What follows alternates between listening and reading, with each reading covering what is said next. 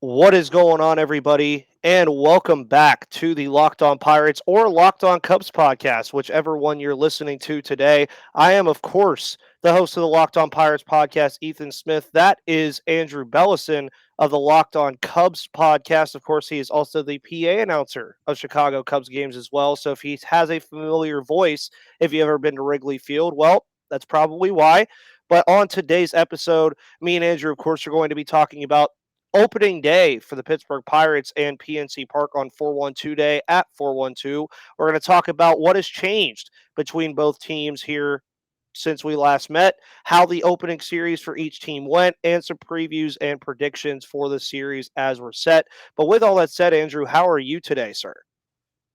Ethan, I'm doing great, man. It was awesome to hear from you yesterday. I'm really glad you set this up. Opening day, always one of the best, right? You circle it on the calendar as soon as the schedule comes out the year before, and obviously we got pushed back a little bit this year compared to how we thought, but we made it. Cubs had their opener at home last Thursday, so I'm happy to celebrate opening day number 2 with you. Oh yeah, of course. And going into everything as well, it's very interesting that both of these teams have had kind of an interesting trajectory over the last couple of months. Of course, the lockout kind of stopped a lot of things from happening, but of course, you see the Pirates who offloaded Jacob Stallings. They lost the likes of Chad Kuhl and Stephen Brault. They moved on from Wilmer Defoe, guys like that. The Cubs as well. I mean, you look at the Cubs, and I'll let you elaborate a little bit about the Shea Suzuki signing, the Stroman signing, and where the team kind of is right now on how they feel heading into the rest of this year and what their plans could be for the year. Yeah, it's a fair question, Ethan. I mean, I think a lot of people in Chicago are wondering what direction the Cubs were going to go this winter. And like you said, the lockout surely changed the landscape. And I do wonder what would have happened had we not had to endure that. I think we would have seen a few different scenarios play out across the league. But at any rate, this is how it was. Lots and lots of new faces, man. They were busy before the lockout, bringing in Stroman. They had pursued Suzuki before the lockout, we were told, and then kind of took the step back as they weren't allowed to dive in head first. But he appreciated the patience. He said one of the reasons he ended up here in Chicago. So made that move shortly after the lockout ended. And then it was just a barrage of mostly veteran signings, out of the pen, guys from the bench, Jonathan VR, Andrelton Simmons, et cetera, right down the line. I mean, they needed arms, they needed bodies, they retooled in a good way. And I think it kind of showed a commitment to winning because a lot of us Cubs fans were thinking, well, what direction are they going to go? Are we in a tank mode this year, or is this going to be a commitment to winning? And they spent some money on Suzuki and Stroman, obviously, and pieced together some good pieces around them with what they already had working from the haul they got back trading the core, last year and the year prior, starting with the Darvish deal. So yeah, they've showed a commitment that they're ready to go. And I know, you can't necessarily maybe say the same for you guys with the Pirates, but the young talent in that organization, a lot of people might not realize is damn good. Yeah, and that's one of the big things, obviously, with us is there's no doubt that Pirates fans already kind of know how this season is going. They're not going to be a playoff contender. If they're a playoff contender, I don't know what I'm going to do with myself because I don't see it. I don't know where people get this weird notion that, oh, we signed Key Brian Hayes to a $70 million extension. Yeah, we're obviously making the playoffs this year. I'm like, no, that's not happening at all. But the big thing this year, is, of course, is like Key Brian Hayes, you're looking for those guys that you're going to say are going to be a part of a core. And of course, Cubs fans would know about that too with the Contreras, Bryant, Baez, and Bryant. Era where you guys kind of just had to wait and see who was going to be a part of that core, and it ended up working out for you. I would say right now, Brian Reynolds and Key Brian Hayes, of course, are probably a part of that core. I would say that they're there, but you added some guys last year via trade like Michael Chavis, who hit a grand slam on Sunday and former first round pick, former top 100 prospect for the Red Sox. You never know. Maybe he turns his whole career around here. But you really have to find those guys that you're looking for in your core, especially pitching. The pitching has been awful. We'll talk about that later. But the pitching has not been that great for the Pirates really ever since I started watching them. I'm 23 years old, and one of the best pitchers we ever had was Garrett Cole. And I still have his bobblehead right here, but obviously he's moved on to better pastures. But moving forward, though, for the Cubs, give me kind of a scenario of what it could look like if they are buyers or if they are sellers going throughout the year. Well, one of the things they did is bring in, like I mentioned, a lot of veteran relievers in the pen. David Robertson, Michael Givens, guys who have experience at the back end of ball games, who, depending on the first half they have, could definitely be good pieces to go should the Cubs decide to move talent if things go south here. Sticking with the battery mate there, Wilson Contreras, his name is floating around everywhere since the lockout ended, as you know, about a potential trade chip. And there's a ton of teams who would want a guy like that, a catcher with that kind of arm who can hit the way he does. I've been a big proponent of getting him extended. I love Wilson Contreras. I love the heart. I love the hustle. So much more than what you get in the box score, right? But the hope is, and we kind of touched on this last week when we did our NL Central roundtable with all of the other hosts from the National League Central here on Lockdown. I feel like the division is not that great. I mean, Mhm. everyone wants to anoint Milwaukee as the favorite, which they probably are on paper. Maybe with the Cardinals a second. I don't even want to say close second, but with a second, I don't know if that's fair or not. But again, when you're playing in that kind of landscape, strange things could happen. I mean, Yeah. you're not in a world beater division, so while everyone's kind of counting the Pirates out, say, expecting them to finish, near the bottom, you got a lot of games against a lot of teams who aren't going to be 100 game winners this year. So strange things happen over a course of 6 month season, right? Yeah, of course. And I mean, looking into this series, which we'll talk about it here in a second as well, about how the opening series went for both teams. You alluded to it already that all of these NL Central games are vastly important. I mean, I don't think people really understand how important it is when the Reds, the Pirates, the Cubs, the Brewers, and the Cardinals play each other. Just because, as you mentioned, this isn't like the Dodgers are in this division or the Braves are in this division, where it's like, okay, you can definitively say the Dodgers are probably winning the NL West, right? You could probably definitively say that. If I definitively said that the Brewers are going to win this division, can't really, I don't know if I'd want to throw my betting money at that. Hmm. But if you guys want to bet on Cubs and Pirates going into today, make sure you go check out Bet Online. Of course, Bet Online is where the game starts, and it is your number one source for all of your betting stats and sports info surrounding baseball and the Pittsburgh Pirates and Chicago Cubs. Find all of the latest sports developments, league reviews, and news, including this year's basketball playoffs, which kick off today. Go Clippers. Hopefully, they win their playing game today, and the start of the Major League Baseball season. BetOnline is your continued source for all of your sporting wagering information, from live betting to playoffs, esports, and more. Head to the website today or use your mobile device to learn more about the trends and action. And of course, BetOnline is where the game starts, and you can still bet O'Neal Cruz to win Rookie of the Year alongside Shea Suzuki at 15 to 4 odds right now. So that's always fun to see a Pirate and a Cub up there for Rookie of the Year nominations already in terms of the betting scene. Now, from an outside perspective, what in the world happened in this first series between Chicago and Pittsburgh? Because for those not listening, or for those who aren't aware, David Ross, of course, will not be managing today for the Chicago Cubs due to an altercation, I believe. Again, I just saw it from an outside view. All I heard was that Andrew McCutchen got hit a couple times. He was very upset, and then things hit the fan. So, Andrew, if you want to elaborate on that and also how the opening series went for you guys, where you won 2 out of 3 against Milwaukee in Wrigley, go for it, because I need to know. Yeah, things got chippy right away, Ethan. I mean, they dove right into the fire, man. Start off 2022 with a bang. Was supposed to be a 4-gamer. Lost the game Friday, the day after opening day, due to weather. Typical April Midwest Chicago kind of thing. Cubs won the opener on Thursday.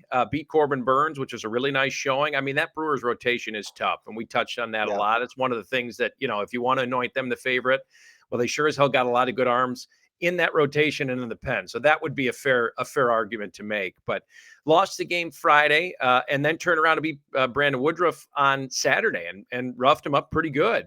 That was when things really hit the fan, if you want to say. It was 9-zip late in the game, 8th inning. Keegan Thompson was on the mound for the Cubs.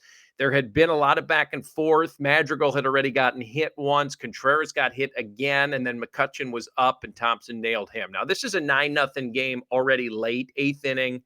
So obviously, Brewers not in the best mindset already, losing game 2 of the year in the fashion that they did, and that cleared the benches. So, I love it. The Brewers Cubs rivalry since the Brewers came back to the National League has been awesome. Yeah. Regardless of team records, it seems like it doesn't really matter. You always get that intensity, and they came out of the gates firing, and that was no exception this year. So, sure thing when they meet later this month in Milwaukee. I'm sure you're going to see more of that, which keeps things interesting. But yeah, David Ross gets the early season day off from what happened, and Keegan Thompson got the 3-gamer as well, which he'll obviously appeal. So we'll see what happens there. Yeah, and it's interesting because this will also be the second game already out of 4 games that the Pirates opponent will not have their manager because the manager for the St. Louis Cardinals, of course, came down with the flu on Saturday. So he was not present for that game either. But for the Pirates as well, I speak the same thing about the St. Louis Cardinals. We played them this week. We were supposed to also have a 4-game series. Of course, yesterday got postponed due to weather, but we win 1 out of 3. It's kind of what I expected, was to leave Busch with 1 win, until I realized that apparently the Pirates are 9-6 in their last 15 games at Busch Stadium. I said, all right then. Apparently against everybody except Adam Wainwright, they're pretty fine with it. But again, there was flashes of things that I think we're going to see all year. Ke'Bryan Hayes looked very good defensively. People were already talking about him stealing Nolan Arenado's Gold Glove, which will be a task in itself. Brian Reynolds was doing Brian Reynolds things. Of course, I mentioned the Michael Chavis Grand Slam. Also, Diego Castillo gets his first major league hit and then has a 3-hit day to follow that up in his first start at second base. So it just continually looked like, okay, the first day was awful. They lose 9-0. You guys won 9-0 in one of your games. Apparently, that's been a pretty common score for the beginning of the year. But we lose that first game. Second game, 6-2, whatever, it happens. That third game, though, the offense just exploded. 15 hits, all that stuff. And that's what they're going to have to do with a pitching staff that, as of right now, it's going to get better as the year progresses. But as of right now, it's not very good. And the bullpen as well, also not that great. They already had to call up Roenzi Contreras, who they did not want to call up yet because of an injury to Dwayne Underwood Jr., former Chicago Cub. And it's kind of unfortunate because they don't have anybody else to really choose from right now. But whenever these guys start progressing a little bit, I think trades will happen and you're going to see some more young arms get brought in here. I think that's really where things are going to progress a little bit. And you alluded to the rivalry too. Talking about this rivalry specifically, whenever the Cubs and the Pirates meet, how does it feel for you whenever these two teams lock horns? It does. I was thinking about this just a little while ago when you were talking about some of the changes and turnover in the Pirates organization. Doesn't it kind of just seem like yesterday these two teams were playing the 2015 wild card playing game at PNC? I mean, it does not seem like it was 7 years ago to me, which is insane. It's a great rival. We talked a little bit before we started the cast here too. PNC is just such a phenomenal park. Baseball fans, if you have not been, go. You will love it. The area is phenomenal. I said, we took my mom for her birthday a few years back and we're just blown away by the food and bar scene and the stadium itself. I mean, any NL Central, Cubs Pirates, it's always good stuff. Even with the funky start time today, we'll let that one slide. But yeah, really good stuff. Ethan, real quick, getting back to the injuries you talked about, especially on the arm side. We've seen a lot of that with the Cubs too, losing guys here.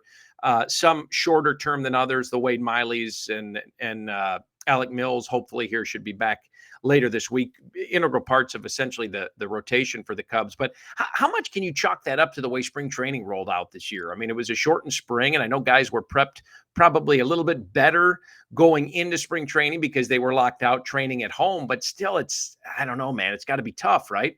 Yeah, it's not the same thing. And I mean, I attribute a lot of it to the kind of pushover from the 2020 COVID year to the beginning of the 2021 season. You kind of saw the same thing.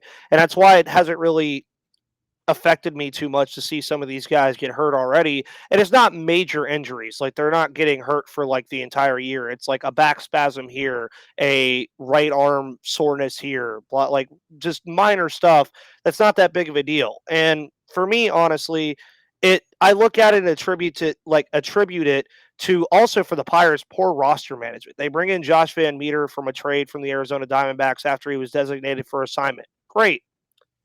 We already had a good amount of middle infielders, and now the only other pitcher after the Dwayne Underwood injury that was on the 40-man roster was Roansy Contreras. So they had no choice but to bring him up. After that, there is no other pitcher left on the 40-man roster that's not already in Pittsburgh. So when we're talking about injuries to the pitching staff here, that can get a little worrisome because, yeah, you made a trade for Josh Van Meter to have some depth in the middle infield. But what happens if another guy gets hurt? You have to make a decision on who you're moving up and down already a couple games into the year, and you don't really want to do that. That's just something you don't really want to do.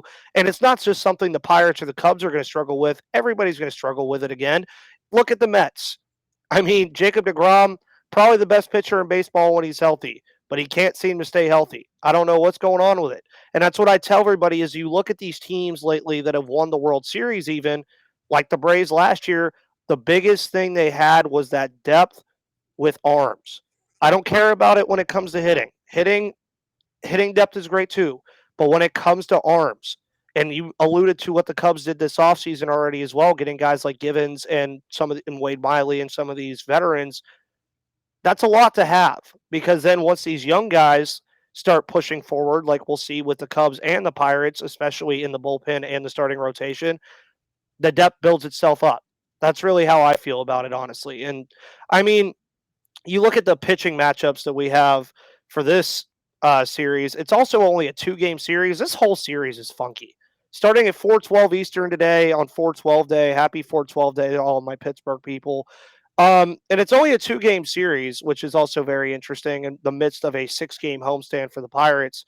And we will allude to more of that here in a second as we have our preview and predictions. But just like some pitchers want to fix the injuries and teams want to fix the depth in their bullpen, maybe you need to fix your car, but you should also head to Rock Auto to do that. Of course, with the ever increasing numbers of makes and models, it's now impossible for your local chain auto parts store to stock all the parts you need. Why endure often pointless or seemingly intimidating questioning and wait while the person behind the counter orders the parts on their computer, choosing the only brand their warehouse happens to carry? You have computers and phones with access to rockauto.com at home and in your pocket. Make sure you save time and money when using Rock Auto because why choose to spend 30 or even 100% more for the same parts from a chain store or car dealership? Rock Auto is a family business serving do-it-yourselfers for over 20 years, and their prices are reliably low for every customer. So go explore their easy-to-use website today to find the solution for your auto parts needs. Go to rockauto.com right now and see all the parts available for your car or truck. Right, locked on in their How Did You Hear About Us box so they know that we sent you. Amazing selection, reliably low prices, all the parts your car will ever need. That is rockauto.com. So we already talked about how these teams have changed. We talked about how the opening series went for both teams. Now it's time to preview and predict this series, and I alluded to it before we went to break right there, that we have some interesting matchups here too. Drew Smyly and Jose Quintana, of course, will be the probable pitchers today, more than likely, considering we're about 3 hours away from game time at the time of recording. And then we get to see Kyle Hendricks and Zach Thompson, which will be another interesting one as well. Of course, that's a 12:35 kickoff tomorrow. So what can we expect from this series, do you think? And how is this going to fare for the Cubs? And then I'll do the Pirates after you're done, of course. Early on, who knows, right? I love the early season reactions, overreactions, underreactions, depending on, who you're talking to. I'm guilty of it too. We all are. You get out opening day, if you think you're watching an NFL team where you're only playing 17 games, you forget you got 6 months worth of baseball left. Drew Smyly will be interesting today. I mean, a couple of southpaws on the mound, him and Quintana. I saw a number the other day. I think it was Quintana, yeah, here it is. 5.13 ERA for Quintana over his last 244 innings since 2019. I mean, this is a guy the Cubs really gave a lot for when he was with the White Sox to bring him over after that World Series and try to ramp things up one more time. I've always been a Quintana fan. It didn't really work out as well as we had all hoped for him on the north side here in Chicago, but happy to see that he's still hanging around. And same for Drew Smyly, couple lefty vets, man. Make his 2022 Cubs debut. as the 4 guy in this Cubs rotation due to some injuries, but he came to camp saying he wanted to start, but would take, any role that was given to him. And I'm glad he's in the rotation. So we'll see what he can do. You're right. The 2-gamer kind of weird. Funky start times, early start tomorrow, which I love, by the way. I love that Pittsburgh does that getaway 12:30. I think that's awesome. I'd take a split. Hendricks throwing tomorrow for the Cubs. Looked really sharp when opening day against the Brewers. It's definitely more pitcher-friendly weather as far as I'm concerned, rather than if you're going to go up there and try to stick 40 degrees and windy. A 1-1 split between the two wouldn't surprise me one bit, and it might get a little wild. I mean, it's early season baseball with no spring training, so fair's fair, right? Yeah, of course, and I think I could agree with you 100%. I could see a split here. I think today, just with the everything surrounding it, the 4-1-2 day, 4-12 start, I think the Pirates will win today, and then I think Hendricks absolutely deals tomorrow and just shuts down the Pirates offense. That just would be what I expect would happen. But I mean, again, you're going to see a lot of fun action. I think you're going to have Ke'Bryan Hayes, Brian Reynolds, Wilson Contreras, Michael Chavis. One of the guys that I actually am pretty fond of on your roster is Frank Swindell. Man, is pretty interesting. New first baseman, of course, kind of stepping behind the Anthony Rizzo curtain, but I think he has a chance to do things as well. And then I think a lot of people also forget that the Cubs acquired Nick Madrigal. That just kind of just got swept under the rug after last year for realistically a pretty cheap trade, in my opinion. Not cheap trade, like in a good way, I meant. But I mean, you look up and down this Cubs roster, and most people would say, okay, you know, they're not a world beater or anything, but you're talking Clint Frazier, and this is probably what their lineup will be today.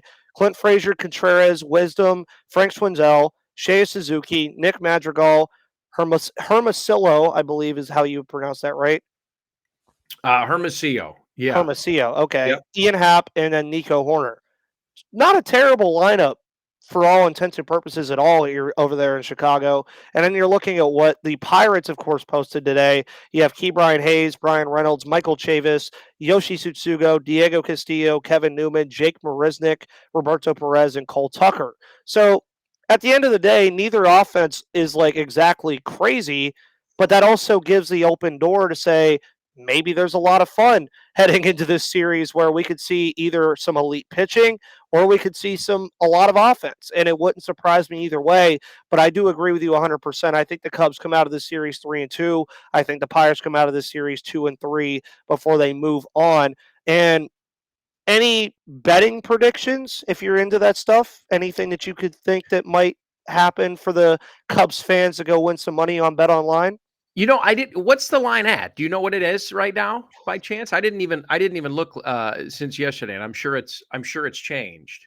Cubs minus 116. Okay. At a minus 116, I'd probably put my money on Pittsburgh today. And what are they? Slightly put 105 plus 105 or something like that? Plus 1.5. Yeah, they're plus 1.5 run line, plus 100 money line, over under 8.5.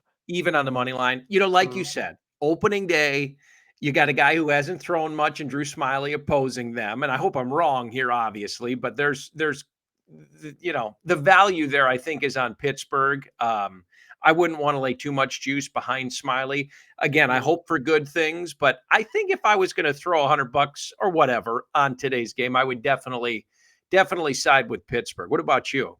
Yeah, I mean, naturally, just betting on my own team is always kind of weird. So normally, if I would do something, which I'll probably do this, I would probably do the run line plus 1.5 just to be kind of safe. And then I'd say over under 8.5. I'd probably say over just because I think this will be kind of the first game I think will be probably like 6-5, 6-4 in that range. And then I think Hendricks, of course, like I said, will kind of shut things down tomorrow. So I think that'll be more of like a 4-5-1 game. So I would probably go with the under tomorrow. But I always get fond of this betting stuff. And of course, we do have our own Locked On Bets podcast with Lee Sterling over there as well. Phenomenal guys. They win a lot of money over there at BetOnline.